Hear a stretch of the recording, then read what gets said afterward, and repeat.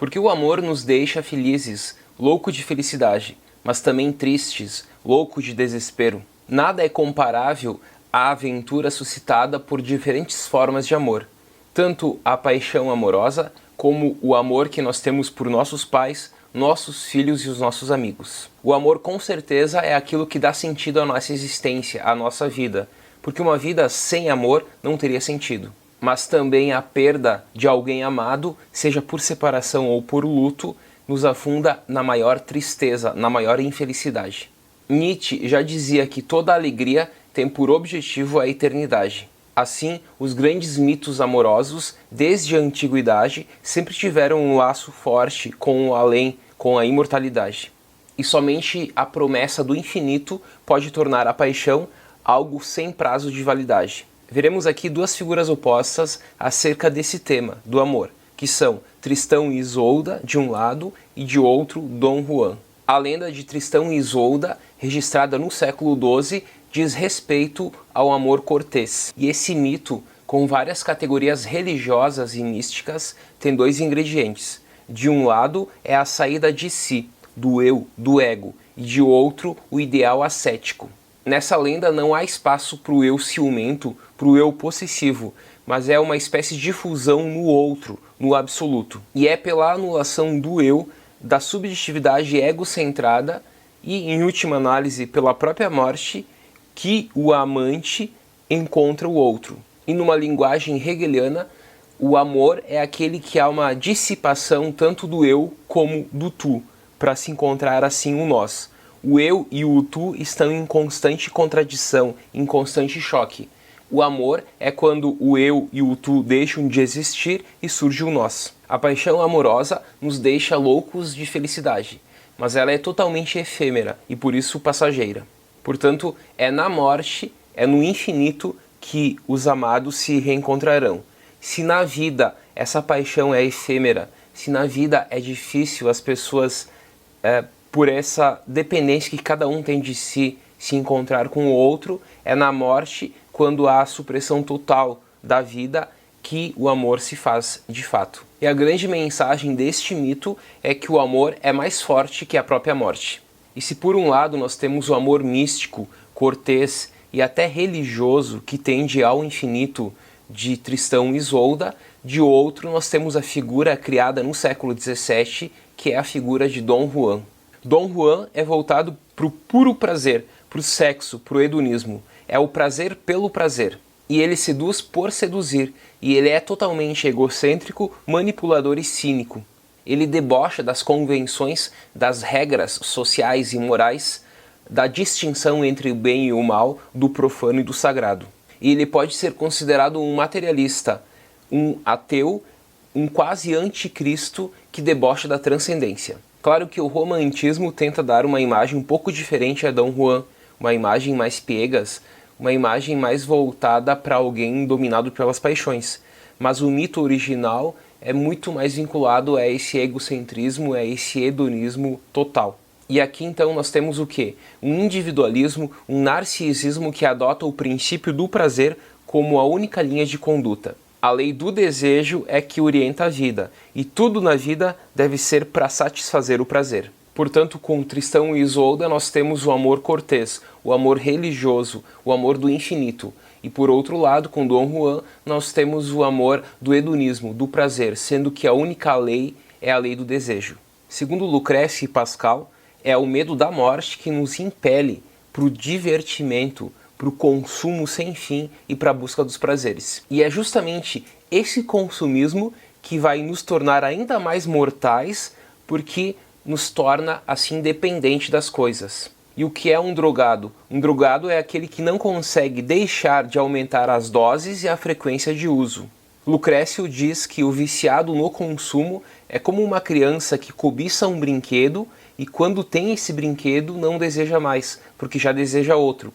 E quando tem o segundo brinquedo já deseja o terceiro e assim por diante. Dessa maneira, a criança mimada passa de brinquedo em brinquedo, de objeto em objeto, o drogado de dose em dose e Dom Juan de mulher em mulher. Continuando, passamos à análise da lenda da psique, a alma, e Eros, amor e paixão.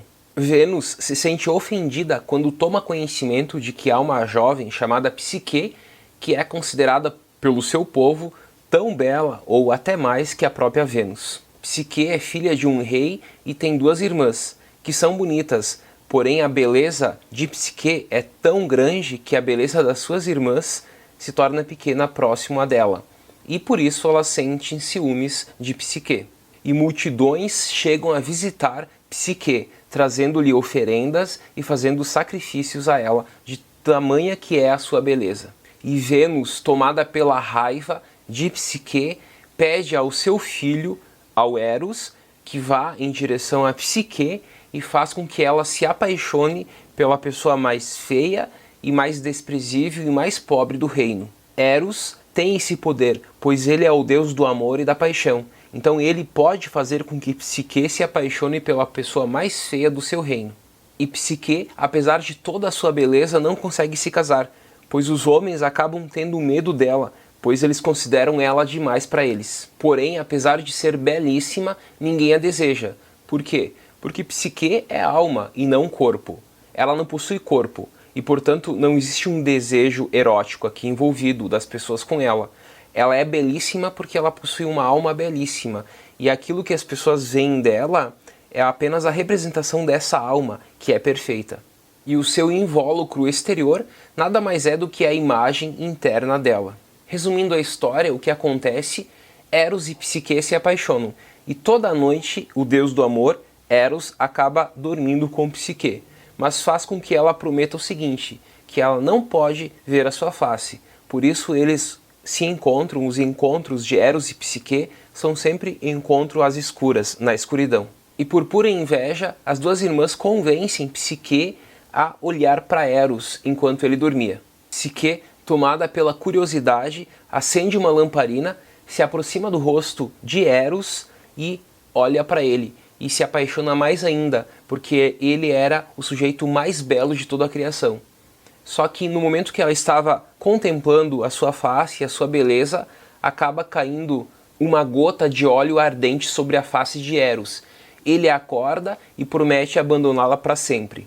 E aí começa o sofrimento de Psique, porque primeiro ela perde o seu amor, o Eros, e segundo ela é torturada de forma física e psíquica por Vênus. E por fim, como na bela adormecida, Psique acaba sendo mergulhada num sono profundo. Eros, curado da queimadura, não aguenta mais, porque ele continua apaixonado por Psique. Ele voa em direção ao Olimpo para falar com Zeus para que ele permita o casamento dele com Psique. E Zeus, por amar o amor, permite isso. E ele permite que Eros voe até a terra e com a ponta da sua flecha acorde a bela adormecida. E Zeus ainda torna Psique uma divindade, tornando-a imortal, porque Vênus não permitiria com que seu filho Eros casasse com uma mera mortal. E do casamento de Eros e Psique nasce uma pequena menina chamada Volúpia, que se tornará a deusa dos prazeres do amor. E quais são as duas mensagens que podemos tirar dessa história de Eros e Psique? A primeira é que Psique é espírito sem matéria e é beleza sem a sensualidade. E é da união dela com Eros que ela passa a conhecer o verdadeiro amor. E da união deles dois nasce a Volúpia. E a segunda lição é que somente no elemento da imortalidade é que o amor pode desabrochar e levar à felicidade, como em Tristão e Isolda.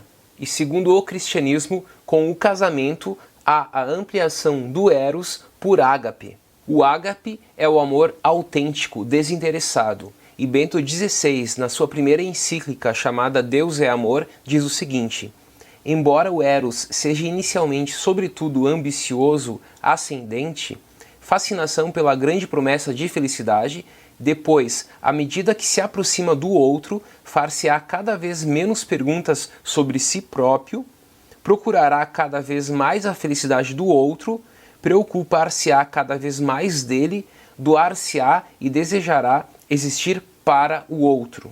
Assim se insere nele o momento da ágape. Do contrário, o Eros decai e perde mesmo a sua própria natureza. E essa união de Eros e ágape só pode surgir e iniciar quando há esse amor gratuito, esse amor desinteressado. E é Eros que nos conduz a esse amor que é encontrado na forma da fé, segundo o cristianismo, e é devolvido por nós na forma de ágape. E o casamento acaba sendo essa promessa da unicidade e da eternidade, segundo o cristianismo.